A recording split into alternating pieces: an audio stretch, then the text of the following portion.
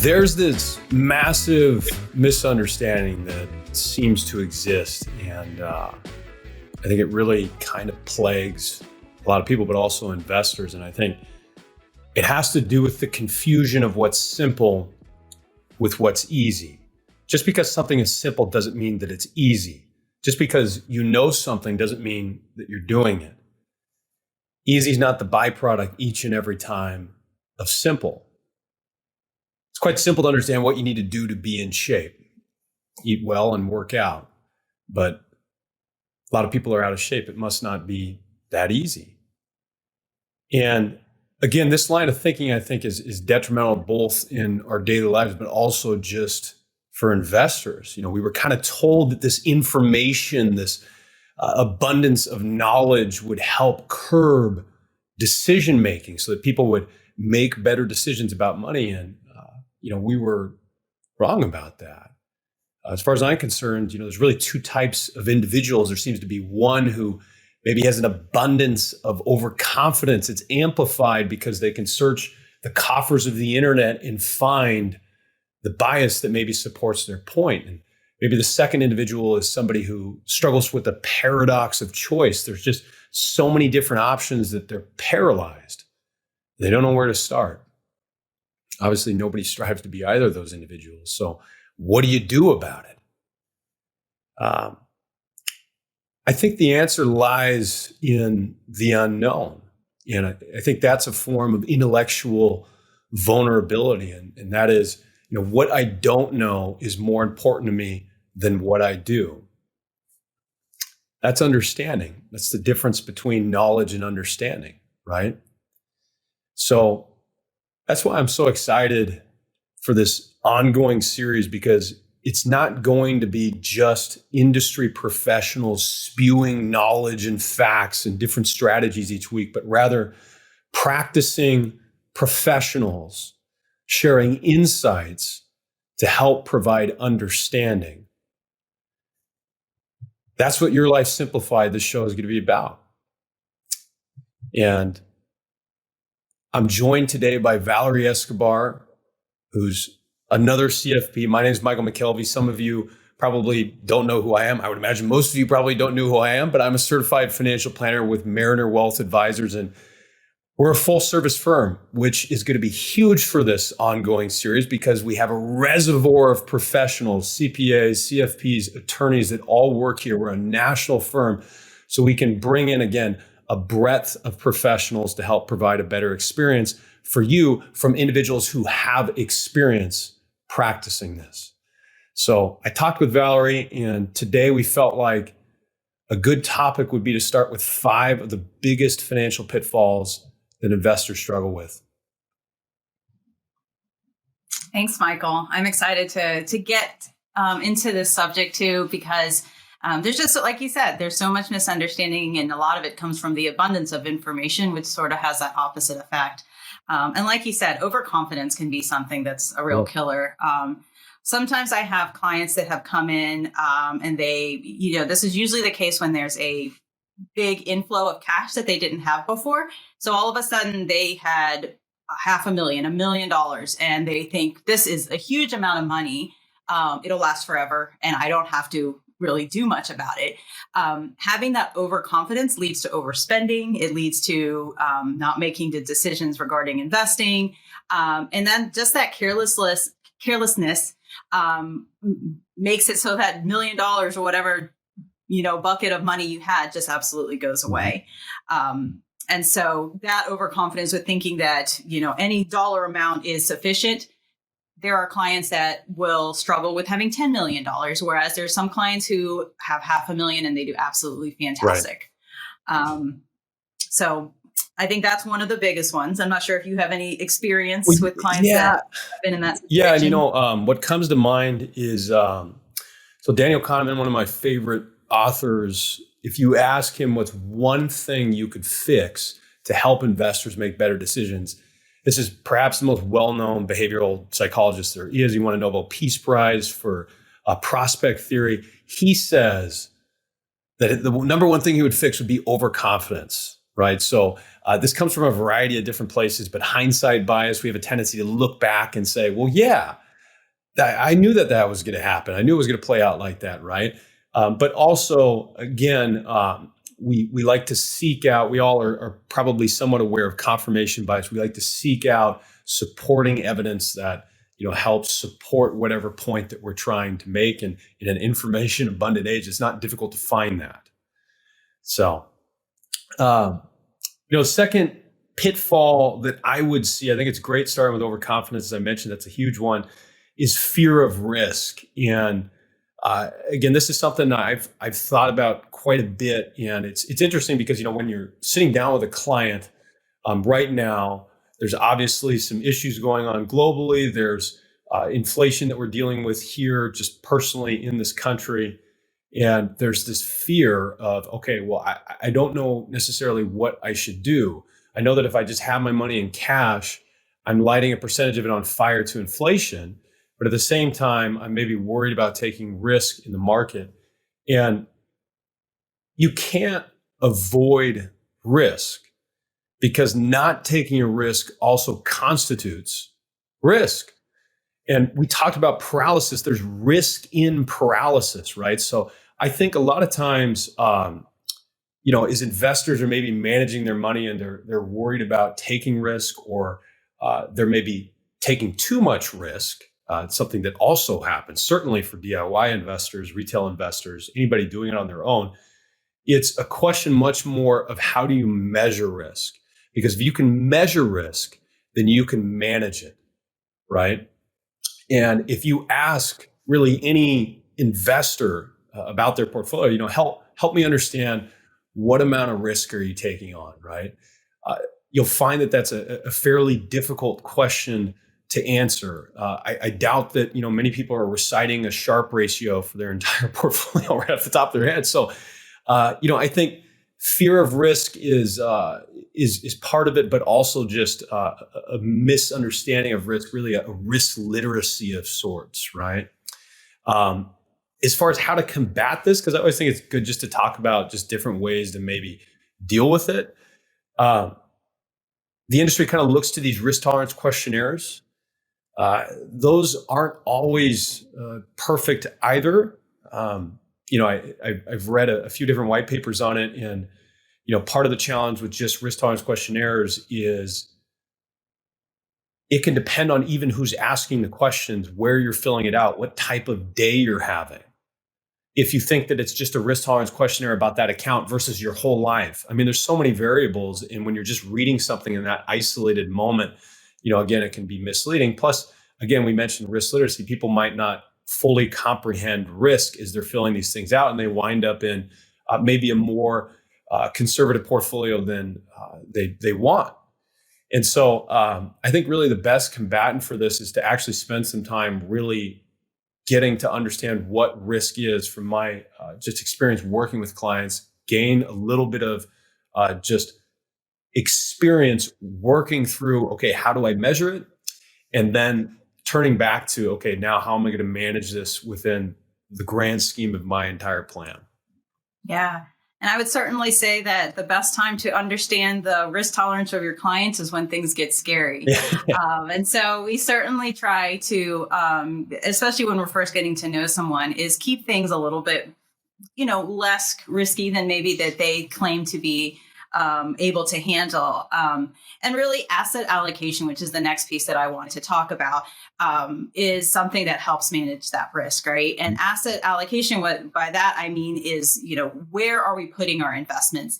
One of the biggest pitfalls I see is that clients think, well, all I need to do is pick the next Tesla, and then all of my financial goals will be met. In theory, sure, but in reality, that very, very rarely happens. And so being able to help a client understand that diversification and putting funds in or putting assets in different asset categories is much more the key to achieving financial goals. And in that same vein, feeling that X asset class did poorly, then I need to just always avoid it. Right. And bonds are absolutely right there. They're performing awful. And we can't just go and say, well, that did terrible. We're just never going to touch that. There is a quilt out there. I'm going to one day make you a quilt, Michael, that has all the performance of all the different asset categories. Yeah. And it's just crazy, right? Like real estate, what did it do? Like 40% last year? Yeah. And you just, I mean, certainly didn't call that. Right. Well, commodities right now, I mean, if you look the last few years, they've done phenomenal, but their 10-year rolling was negative from, I think it was 2011 to 2021. JP Morgan put out that piece, so it's, again, these correlations that we love can quickly turn. They're not necessarily a physics law, right? Yeah, absolutely. Yep. And so, we don't pick the best horse. We just pick all the horses and bet on them. And I think that we focus on that financial plan, and certainly something that DIY would serve themselves well to try and keep diversification top of mind. Yeah. Yeah. And you mentioned Tesla too, is something that seeks out. What's funny is everybody seems to view themselves as the exception.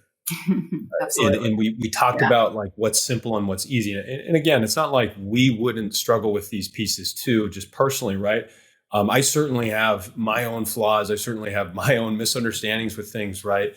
But when you're in the stance of constantly seeing all of these different experiences that people are bringing into you, you can see where these emotions get in the way, and you can start to see where, again, there's a theme of everybody kind of viewing themselves as this exception to traditional fundamentals. So yeah, of course, I know I shouldn't get emotional. I shouldn't try and pick and choose stocks, right? And then you look back at their trading history, and that's exactly what they're doing a lot of times, right? So it's interesting. But another risk for DIY investors, this is one that kind of goes under the radar for whatever reason. It's just not talked about as much. It has to do with sequence of returns. So we refer to this as just sequence risk.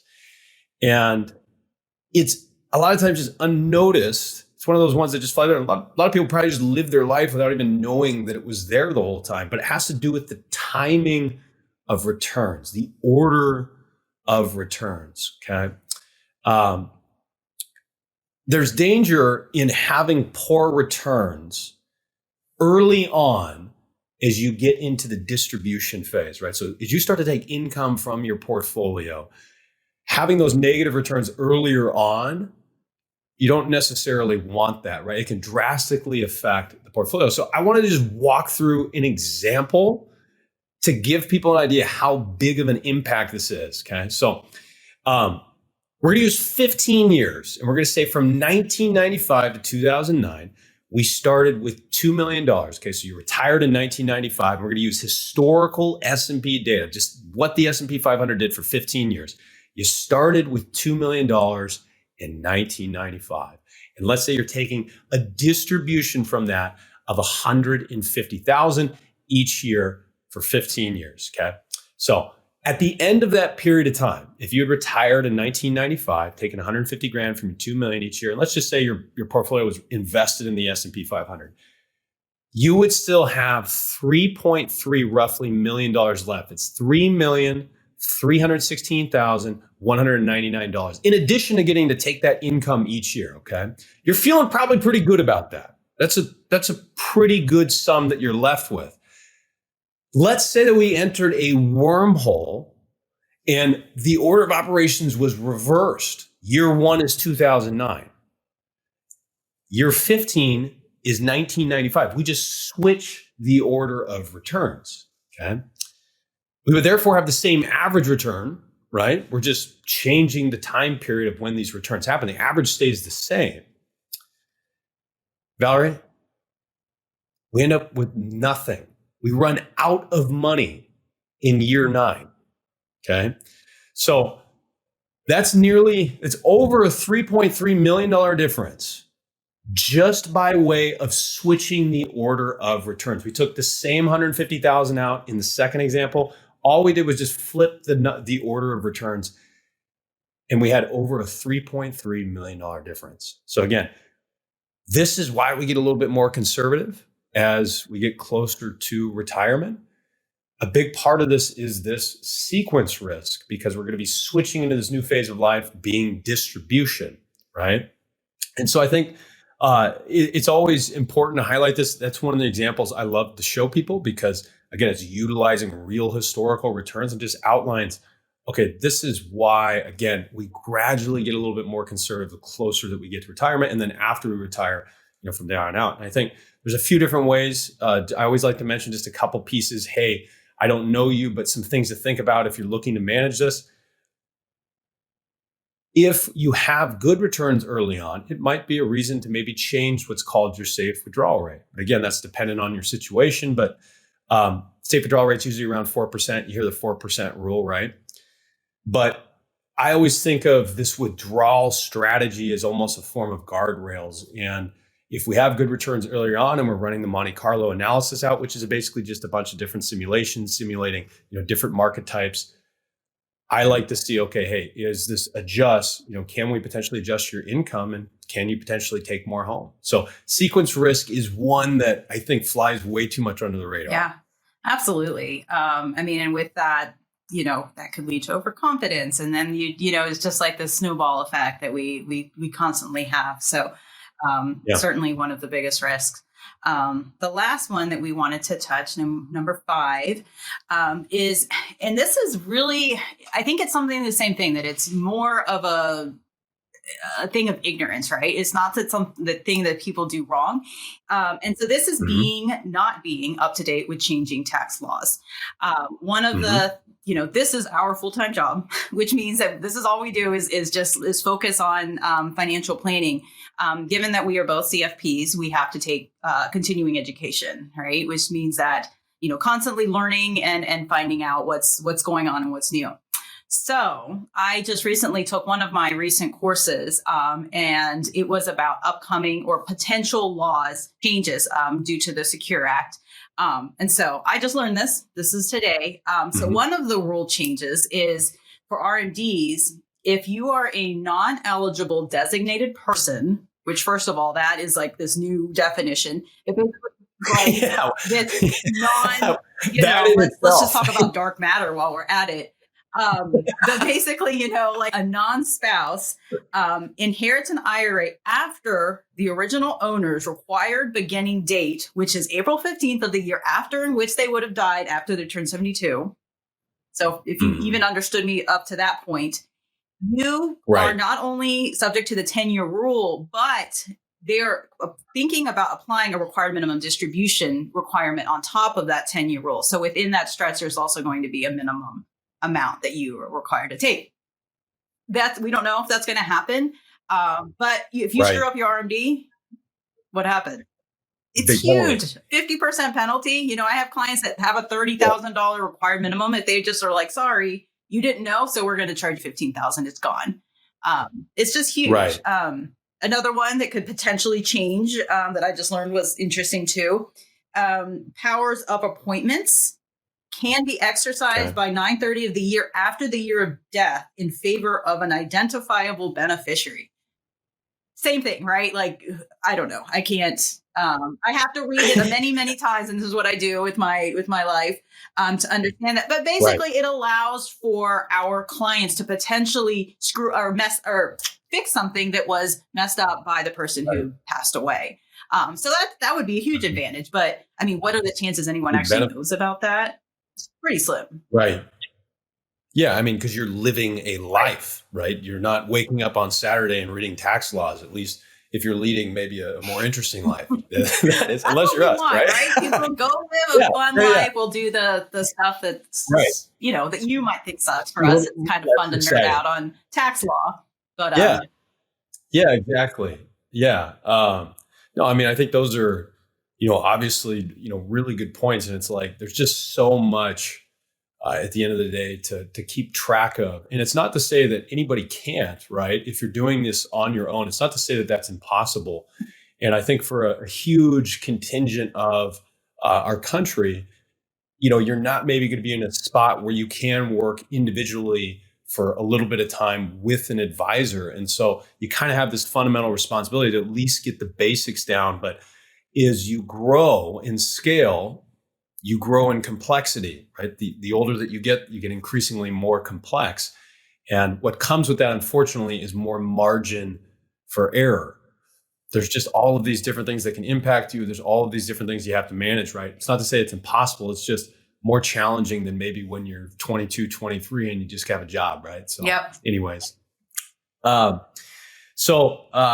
I think those were obviously all great points. And if you're listening to us on Apple Music, Spotify, if you're listening to us on YouTube, make sure to hit that subscribe button if you'd like to follow along for more industry professional content, more insights from industry professionals with Your Life Simplified. Again, I'm Michael MacKelvie. I'm joined here today by Valerie Escobar. Thanks so much for listening. Thank you. We'll see you next time.